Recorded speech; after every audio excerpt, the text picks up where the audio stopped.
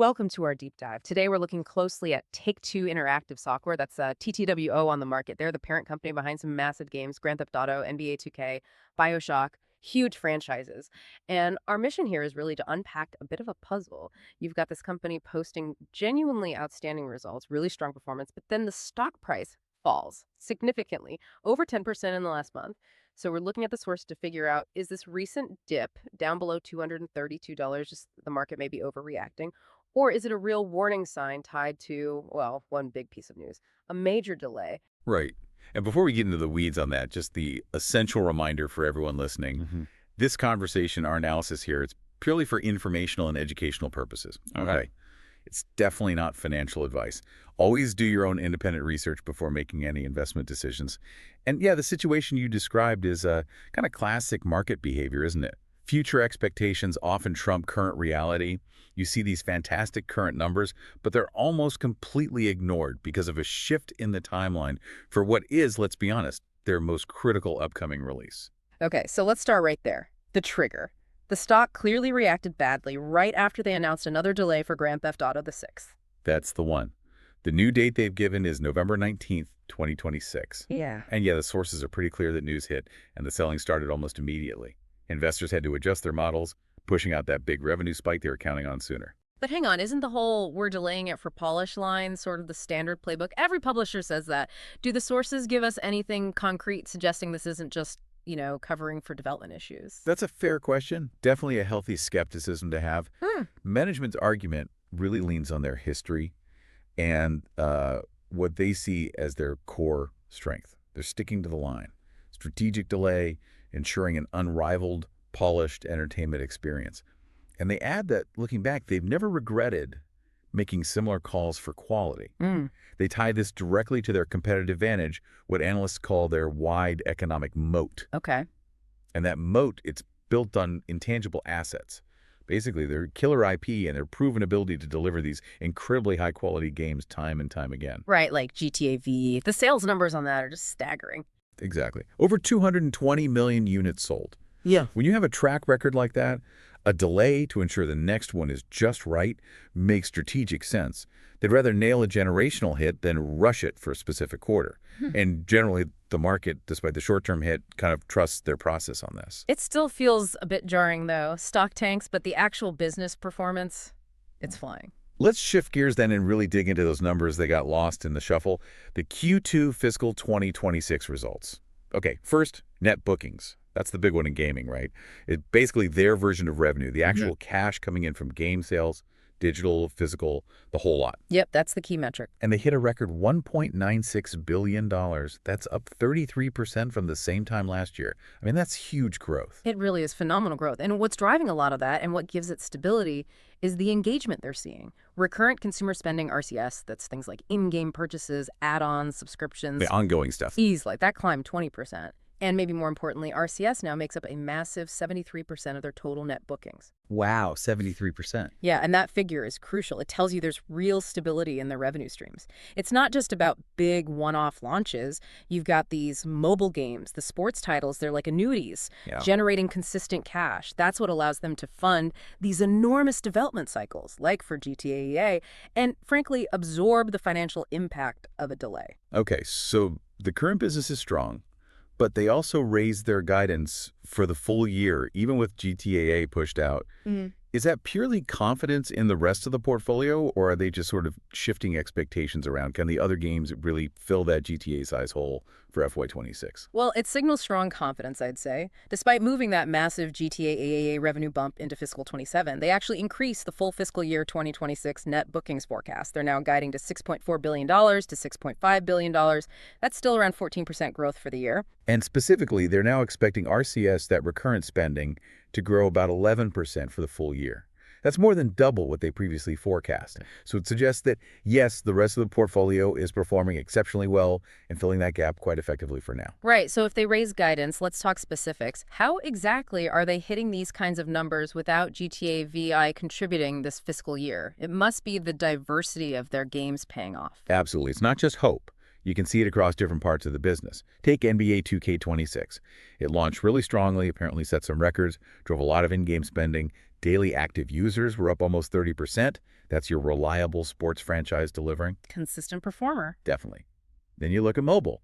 That segment seriously outperformed expectations. Games like Toon Blast and Match Factory, they hit record net bookings. And their CSR racing franchise, that just crossed $1 billion in lifetime in-game spending. $1 billion on mobile racing. Wow. Yeah, mobile is that steady, high-margin cash engine. It's the complete opposite, financially speaking, of waiting for one massive AAA game launch every few years. And it's not just sequels and existing franchises, right? Are they getting contributions from newer stuff too? They are. The sources mentioned Borderlands 4 and Mafia, The Old Country. Both apparently got good reviews, good player reception, and contributed meaningfully to the results in this recent period. And looking further out, beyond GTA ES, they've got Judas, something called Project Ethos, the next BioShock. The pipeline seems pretty deep. Okay, this all sounds great on the top line. $6.22 billion in revenue over the last 12 months. TTM, right? Trailing 12 months. That's right, TTM gives you that rolling picture. But here's the elephant in the room. Profitability. Strong revenue, yes, but they're not actually profitable on a GAAP basis, are they? No, they're not. And the number is, well, it's significant. Net income, TTM, is actually negative $4 billion. That's the official GAAP net loss. Negative $4 billion. That sounds enormous. I get strategic investments. But is that level of loss really sustainable or easily explained away? Does that strategy hold up under scrutiny? It definitely makes you look closer, for sure. Management's explanation is that it is strategic. They point to two main drivers for that loss. First, much higher spending on user acquisition, especially to fuel that really successful mobile growth we talked about. Okay, investing in growth. Right. And second, higher performance-based compensation. So they argue they're sacrificing the official GAAP profit figure right now, which has strict accounting rules in favor of boosting that top-line growth and grabbing more market share. And because of that loss, the standard price-to-earnings ratio, the TTM-PE, is negative, around negative 10. But here's where it gets interesting. The forward PE, which is based on analysts' future earnings estimates, that jumps to 80.19. 80? Wow. Okay, so that number tells the story right there. The market is completely looking past current losses and betting everything on huge profits down the road.